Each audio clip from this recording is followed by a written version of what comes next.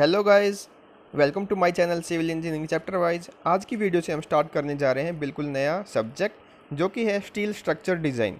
ये हमारा लेक्चर 1 और इसमें हम डिस्कस करेंगे प्रॉपर्टीज़ ऑफ स्टील। ओके, ज़्यादा समय वेस्ट ना करते हुए आइए स्टार्ट करते हैं हम आज की video.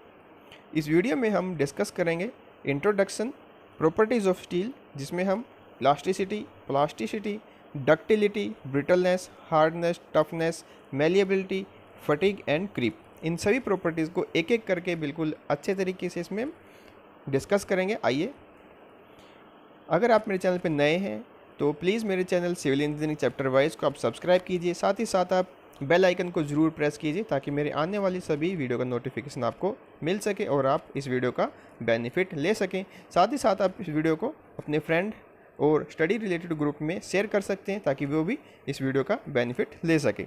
Okay, introduction. Steel has been used in various type of structure.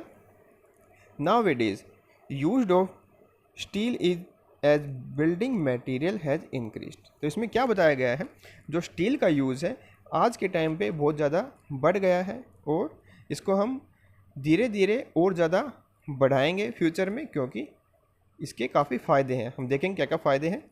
Bridge, overhead tanks, high rise building structures, industrial buildings, transmission towers are some examples of steel structure.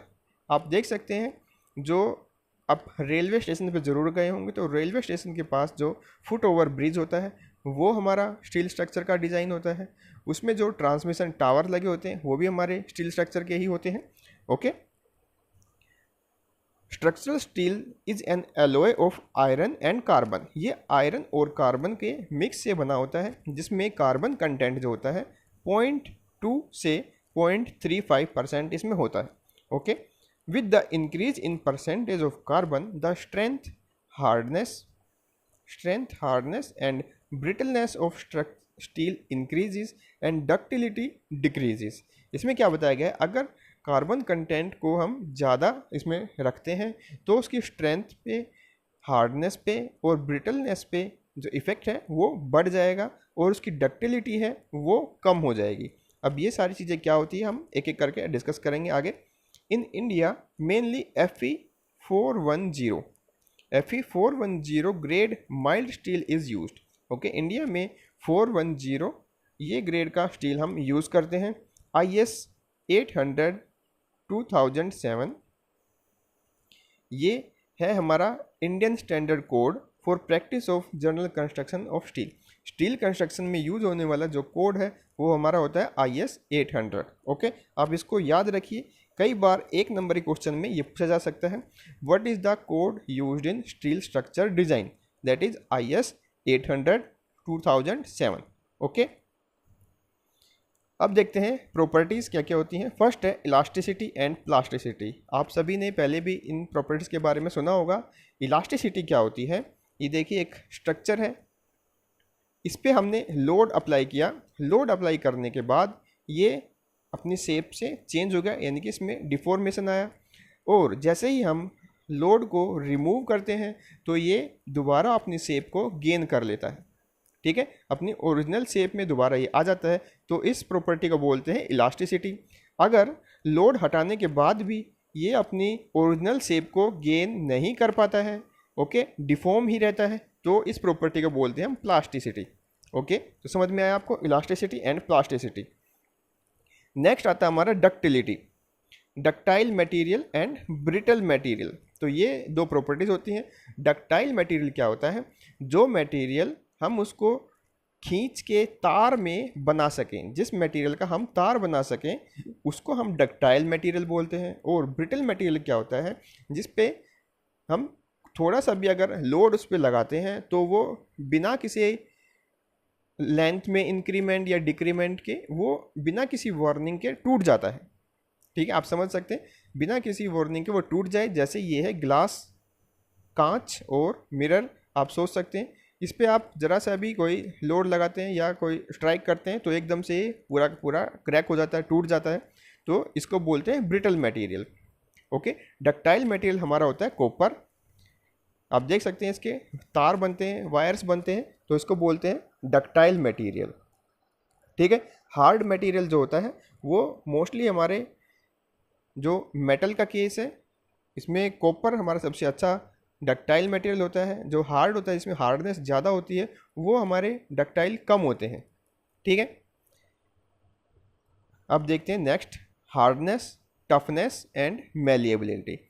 Hardness क्या होता है? It is a property of material that enable it to resist abrasion, indentation, scratching, जो कि रोकती है hard abrasion को, indentation को, scratching को।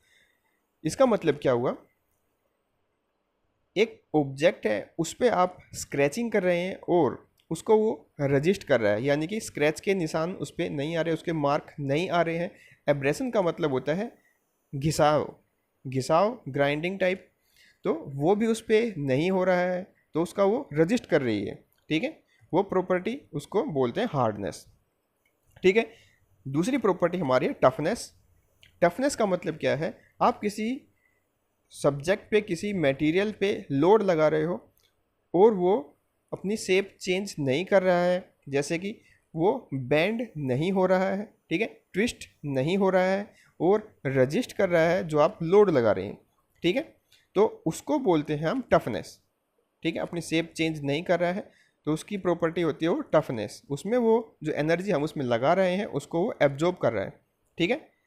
Ability to of material to absorb energy without fracturing, fracturing के बिना वो एब्जॉर्ब कर लेता है और बेंड या ट्विस्ट नहीं होता है, तो उसको बोलते हैं टफनेस। ओके। नेक्स्ट हमारी प्रॉपर्टी आती है मैलिएबिलिटी। मैलिएबिलिटी का मतलब क्या होता है? जिसको हम अगर लोड अप्लाई करते हैं या फिर स्ट्राइक करते हैं मेटल पे, तो वो एक चद्दर की शेप में कन्वर्ट हो जाती है। जैसे ये गोल्ड है, गोल्ड को अगर हम हैमर से स्ट्राइक करेंगे, बार बार इस पर चोट करेंगे, तो ये पतली शीट में कन्वर्ट हो जाएगा। ठीक है, rolled into thin sheets without rupture, बिना टूटे वो एक शीट में कन्वर्ट हो जाए, तो उसको बोलते हैं हम मैलिएबिलिटी। ठीक है। Malleability of material increases with increase in temperature, जैसे जैसे टेम्परेचर बढ़ता है तो वैसे वैसे हमारी मैलिएबिलिटी भी बढ़ जाती है। ठीक है। नेक्स्ट हमारी प्रॉपर्टी आती है फटीग एंड क्रीप। फटीग क्या होती है? जब बार बार एक सब्जेक्ट है या एक मटेरियल है उस पर साइक्लिक लोड लग रहा है। साइक्लिक लोड का मतलब क्या है?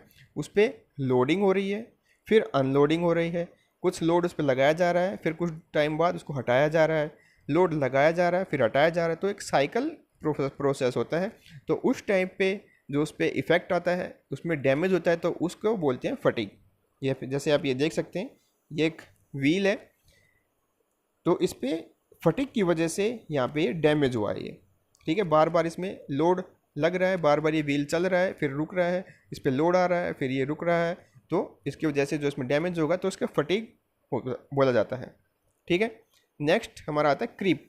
क्रीप क्या होता है? It is a continuous slow deformation of a material under a constant stress. Constant stress में कोई मटेरियल अगर होता है तो कुछ टाइम के बाद वो डिफॉर्म होना स्टार्ट हो जाता है, तो उसको बोलते हैं क्रीप। ये देखिए, धीरे धीरे ये बोल्ट है और ये इस शेप में यहाँ से डैमेज होना स्टार्ट हो जाएगा जब इस पर कंटिन्यूसली लोड अप्लाई हम रखते हैं, तो इसको बोलते हैं क्रीप। ठीक है, कंटिन्यूसली फॉर लॉन्ग टाइम जब कोई मटेरियल किसी लोड में रहता है, स्ट्रेस में रहता है, तो उसमें जो डिफॉर्मेशन या शेप में चेंज होता है तो उसको बोलते हैं क्रीप। ठीक है, तो उम्मीद करता हूँ आपको ये वीडियो अच्छी लगेगी, तो मेरे चैनल को सब्सक्राइब कीजिए, अपने स्टडी रिलेटेड ग्रुप में इसको शेयर कीजिए। Thank you for watching, have a good day.